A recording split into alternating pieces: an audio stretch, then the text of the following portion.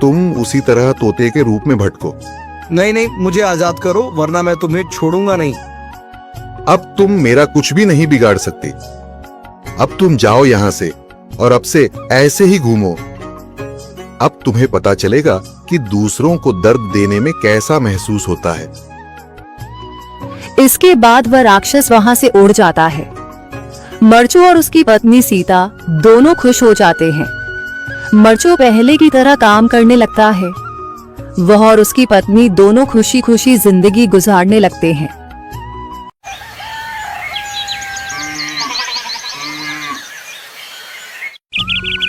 मरचू जंगल से लकड़ियां काटकर बाजार में बेचने गया, लेकिन उसे लकड़ियों के अच्छे दाम नहीं मिले। इस पर मरचू ने कहा, अरे भैया, इतने कम पैसे? इन पैसों में तो 2 वक्त का खाना भी नहीं मिलेगा। आप मुझे बहुत ही कम पैसे देते हैं। मैं इतनी मेहनत से लकड़ियां काट कर आता हूँ, लेकिन उनके पैसे मुझे बहुत कम मिलते हैं।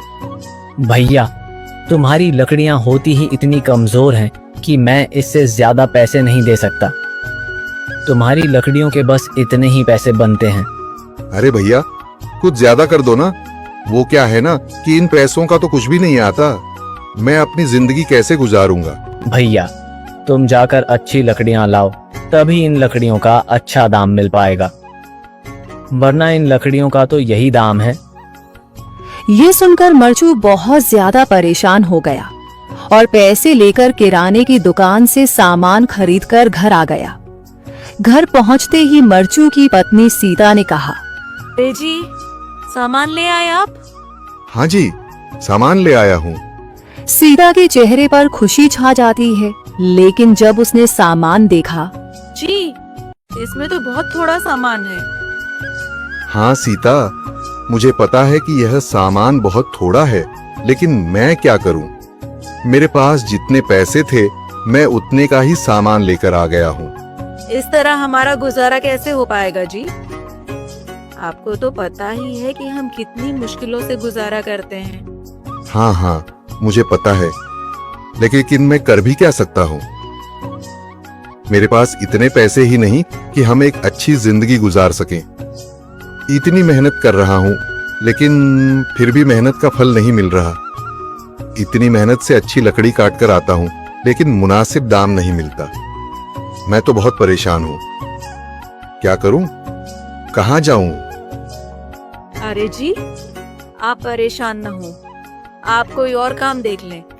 मैंने कई बार काम तलाशने की कोशिश की, पर किसी ने भी मुझे काम नहीं दिया। ये सुनकर सीता भी काफी ज्यादा परेशान हो गई। मरचू से सीता की परेशानी नहीं देखी गई। उसने अपनी पत्नी सीता से कहा, मैं फिर से जंगल की ओर जा रहा हूँ।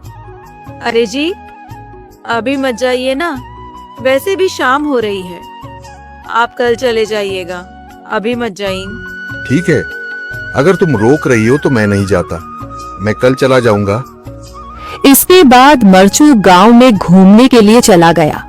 तभी उसे एक आदमी मिला और उसने कहा, कहाँ जा रहे हो भैया? और सुनाओ, क्या हाल चाल है? जिंदगी कैसे गुजर रही है? अरे भैया, तुम्हें तो पता है कि लकड़ियां काटकर कैसे गुजारा होता है। हाँ भैया, तुम सही कह रहे हो। और आसपास के जंगलों में अच्छी लकड़ियां भी नहीं है। इसके लिए तो जंगल के अंदर जाना पड़ेगा। पर जंगल के अंदर तो काफी सारे जंगली जानवर होंगे। मुझे बहुत डर लगता है भैया, मैं जंगल में कैसे जाऊंगा? हाँ भैया, जंगली जानवर तो होंगे, लेकिन अच्छी लकड़ियां तो वहीं से ही मिलेंगी। ये सुनकर मरचू बहुत ज्यादा परेशान हो गया, लेकिन वह आदमी बिल्कुल ठीक कह रहा था। जंगल के किनारे की सारी लकड़ियां कट चुकी थीं। अब सिर्फ जंगल के अंदर ही अच्छी लकड़ियां बची थीं। अगली सुबह मरचू